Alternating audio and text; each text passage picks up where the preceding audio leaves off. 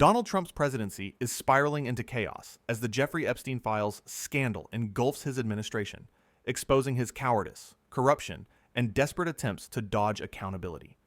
With his health reportedly crumbling and his MAGA cult fracturing, Trump's White House has resorted to sending unhinged lackeys like Stephen Miller to scream on Fox News, only to watch them implode spectacularly under the weight of undeniable truths about Epstein and Trump's own failures. This is a presidency unraveling in real time, and the American people are witnessing a masterclass in dysfunction. Let's cut to the chase. Donald Trump is terrified, and it shows. The Epstein files, a ticking time bomb of damning revelations, have him scrambling like a cornered animal, lashing out with incoherent rants and bizarre distractions. His administration's response? Threats against Republicans who dare demand transparency, a laughable attempt to silence the truth about his long, sordid friendship with a convicted sex trafficker.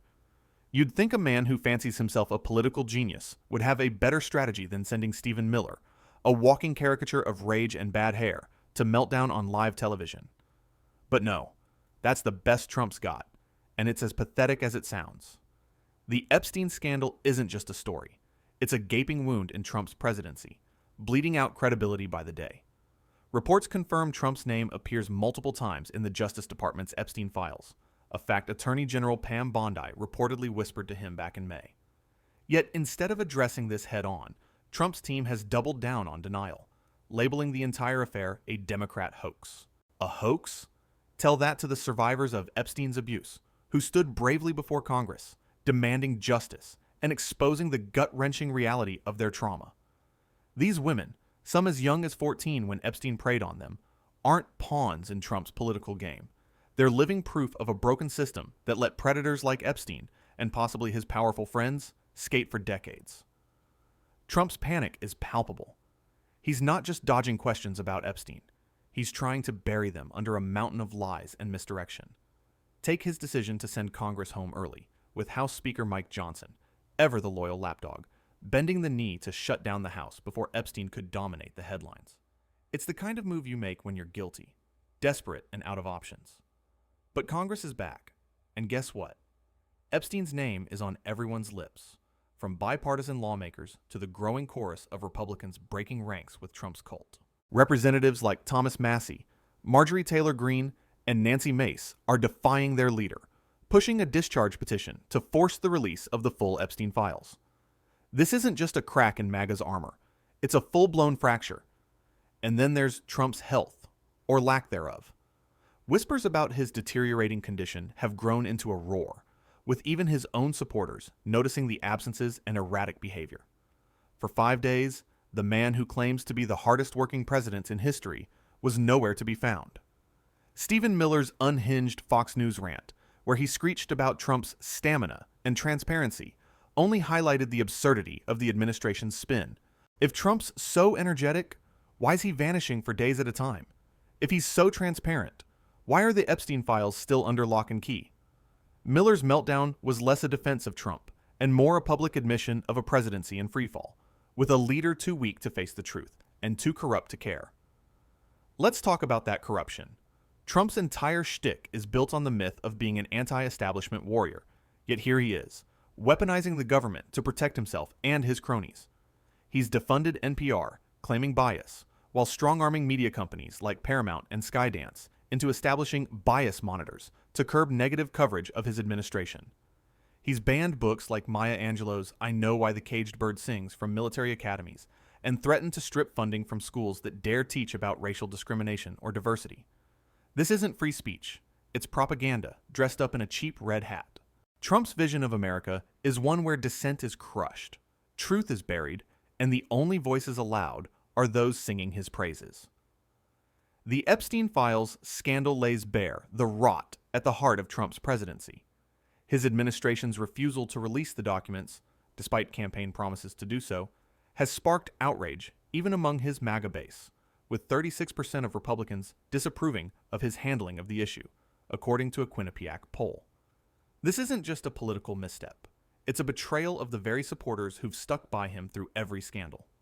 Trump's own allies, like Pam Bondi and FBI Director Kash Patel, hyped up the existence of a mythical client list during the campaign, only to backtrack once in power, claiming no such list exists. It's a classic Trump move: promise the moon, deliver nothing, and blame everyone else when the truth comes knocking. The survivors' voices cut through this noise like a knife. At a recent Capitol Hill press conference, women like Anuska DeGiorgio and Haley Robson shared their stories, calling out Trump's hoax narrative for what it is: a cruel dismissal of their pain.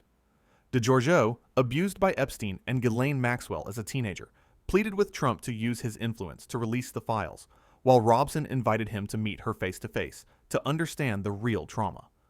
These women aren't just survivors. They're warriors, exposing a two-tiered justice system that's protected predators like Epstein and, potentially, Trump himself.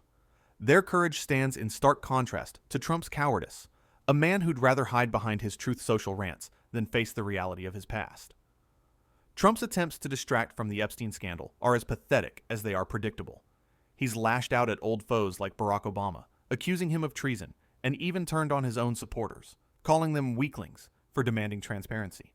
This is a man who built his career on conspiracy theories, from birtherism to QAnon, only to cry foul when those same theories turn on him. His administration's tactics, releasing redacted, already public documents, or staging bizarre stunts like handing out binders labeled The Epstein Files, Phase 1 to conservative influencers, are straight out of a failing magician's playbook. Nothing screams, "I'm guilty," like a president who can't stop deflecting, denying, and dissembling. Then there's the MAGA cult itself, starting to show signs of cracking under the weight of Trump's lies. While some loyalists in places like Johnstown, Pennsylvania, shrug off the scandal as media hype, others are furious. Influencers like Tucker Carlson, Megyn Kelly, and Steve Bannon have publicly questioned Trump's handling of the Epstein files, with Kelly suggesting a cover-up at Trump's direction. Even Elon Musk, once a Trump ally, has stirred the pot, tweeting that Trump's name is in the files. This isn't just a few loudmouths. It's a growing rebellion within Trump's own ranks, with 47% of his 2024 voters disapproving of his Epstein strategy, per a University of Massachusetts Amherst poll. For a man who thrives on blind loyalty, this is nothing short of humiliating. Trump's health woes only add fuel to the fire. The man who once bragged about acing a cognitive test can't seem to string together a coherent thought these days. His absences, 5 days of radio silence, no public appearances, have sparked speculation about everything from physical ailments to mental decline. Stephen Miller's Fox News tirade, where he insisted Trump is the first guy in, last guy out, was met with a simple question. If that's true, where was he for those 5 days? The silence was deafening, and Miller's red-faced rant only underscored the administration's desperation to paper over the cracks in Trump's facade. This is a president who can't even pretend to have the stamina he claims, let alone the moral clarity to address a scandal as serious as Epstein's. The bipartisan push for transparency is gaining steam, and it's exposing Trump's weakness like never before. Lawmakers like Ro Khanna and Marjorie Taylor Greene, an unlikely duo, stood side by side with Epstein survivors, demanding the full release of the files. The House Oversight Committee has subpoenaed the Justice Department and even Ghislaine Maxwell, who's serving a 20-year sentence for her role in Epstein's crimes. Trump's attempts to dismiss this as a Democrat hoax fall flat when his own party is turning against him, with nearly 90% of Americans, including 83% of Republicans, supporting full disclosure, per a CBS YouGov poll. This isn't politics, it's a moral reckoning, and Trump is on the wrong side of it. Let's not forget the bigger picture. Trump's entire presidency is a masterclass in corruption and self-preservation. He's not just dodging the Epstein files, he's waging war on truth itself. From suing the Wall Street Journal over a report about a risque letter he allegedly sent Epstein in 2003 to banning their reporter from Air Force One, Trump's playbook is all about silencing critics. He's even floated sending National Guard troops to cities like New Orleans and Chicago, a blatant distraction from his own scandals. This is a man who'd rather burn down democracy than face the consequences of his past, and it's as disgusting as it is dangerous. The survivors' stories are the heart of this scandal, and they deserve better than Trump's callous dismissal. Women like Lisa Phillips, who spoke out about the abuse she endured at 14, are fighting not just for themselves, but for a system that protects victims instead of predators. Their demand for accountability isn't just about Epstein. It's about dismantling the elite networks that enabled him, networks that Trump was undeniably part of for over a decade. His claim that he kicked Epstein out of Mar-a-Lago for being a creep is as believable as his promises to drain the swamp.